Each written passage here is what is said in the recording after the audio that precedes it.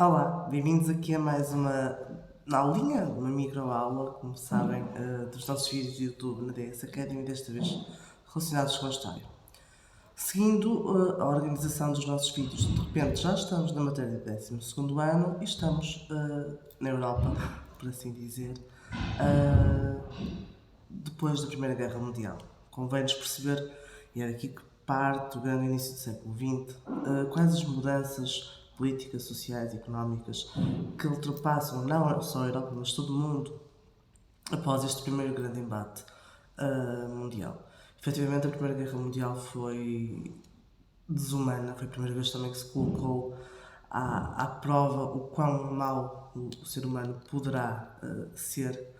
E aqui, depois de ela terminar, nasce também uma nova ordem internacional, com a queda de grandes impérios.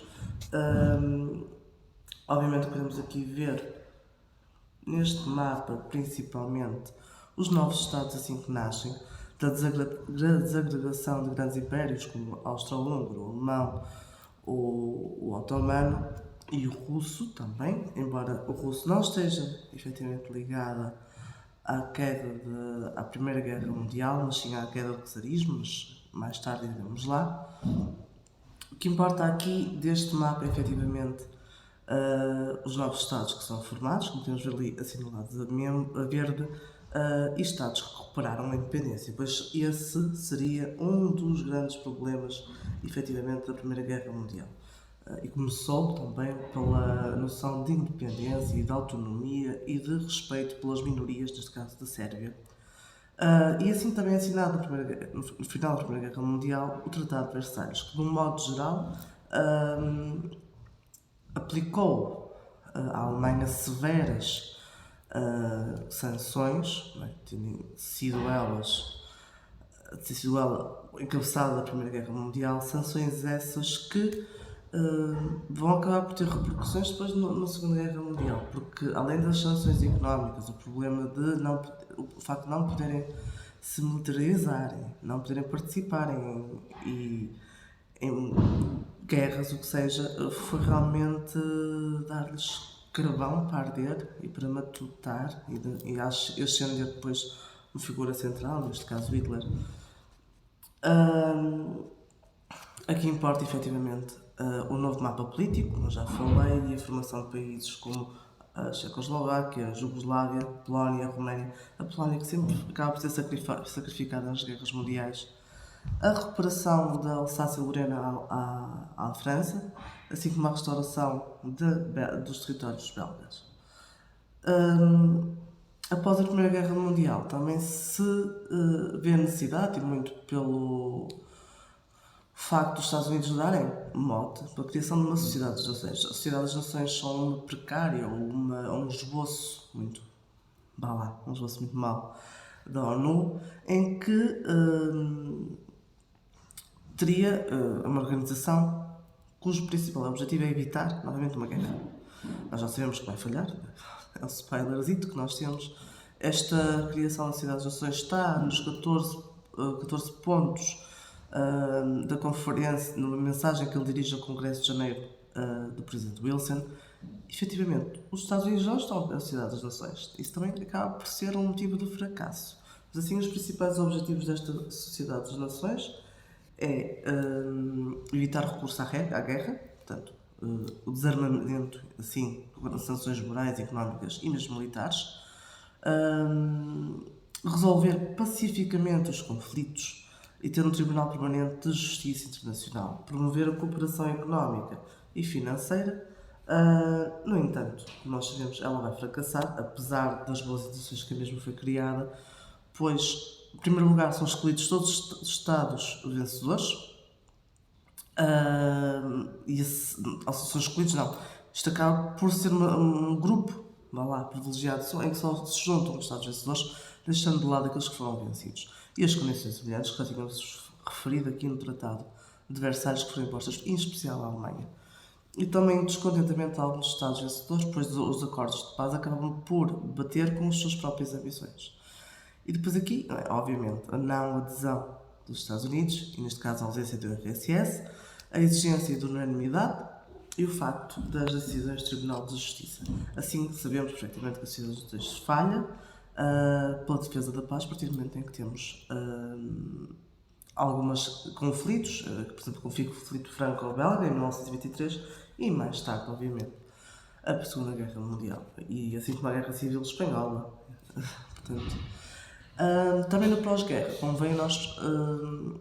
Há uma frase que acho que define todo o pós-guerra a nível económico, que a Europa passou de credora a devedora, aqui relativamente aos Estados Unidos da América. Não só tendo em conta as perdas humanas, temos também de ter noção das perdas materiais. Na altura em que, com aqueles que morriam na guerra, tínhamos uma escassez de mão de obra ativa, toda a atividade económica ficou parada durante estes 4 anos e após também, atenção, levou a grandes déficits orçamentais, dívidas públicas, assim como a aumento da inflação. A nível do quadro sociopolítico, grande parte destes países passavam por graves crises de agitação social e política. E os anos conhecidos de 1919 a 1901 são a chamada fase de reconversão, ou seja, em que os princípios do liberalismo são restringidos. Porquê? Porque era necessária a intervenção do Estado para uma criação de emprego, por importação de máquinas, petróleo, e são implementadas assim as tais políticas de estabilização. Neste caso, por exemplo, para recorrer à emissão de moeda de papel, ou seja, moeda fiduciária, para aumentar a quantidade de dinheiro em circulação. Obviamente que isto levou à desvalorização monetária, à inflação, ao déficit nas balanças e ao endividamento externo de grande parte dos países da Europa e que passaram pela Primeira Guerra Mundial. Claro que há aqui um país que acaba por se... Nós vemos aqui realmente, até por este gráfico, a circulação de notas do Banco de Alemão e podemos ver, não é? Eu vou tirar-me aqui da frente, podemos ver que há aqui esta descida por completo, que acaba por realmente ser mais acentuada ali a partir de janeiro de 1923. Paralelamente a esta estabilização social e política das principais potências, neste caso a França, a Alemanha e a Grã-Bretanha, em que efetivamente tiveram algumas medidas que conseguiram fazer um revés, a Europa voltou depois a entrar numa crise com o nosso crash de 29. Porquê? Porque a Europa efetivamente passa para trás, deixa de ser a grande potência económica e temos aqui a ascensão total dos Estados Unidos da América. Atenção, já nos finais do século XIX os Estados Unidos estavam aqui taco a taco com a Inglaterra. O que é certo é que eles acabam por criar tudo, principalmente porque durante a Primeira Guerra Mundial foram o principal fornecedor de alimentos, de material bélico, e isto levou efetivamente a que os Estados Unidos crescessem economicamente. E os países europeus tornaram-se completamente dependentes dos Estados Unidos.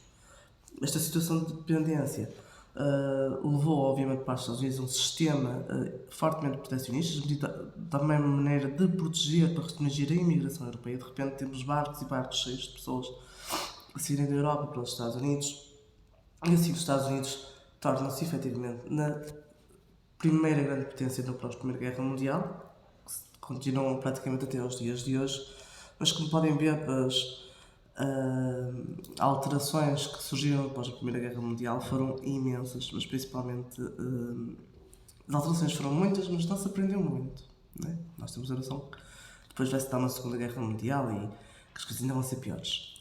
Bem, já sabem, aqui na DS Academy, não só de História, mas de qualquer disciplina que queiram, matemática, português, geografia, estamos à vossa disponibilidade. É só aqui, dsacademy.pt, e tirarem as vossas dúvidas. Até à próxima!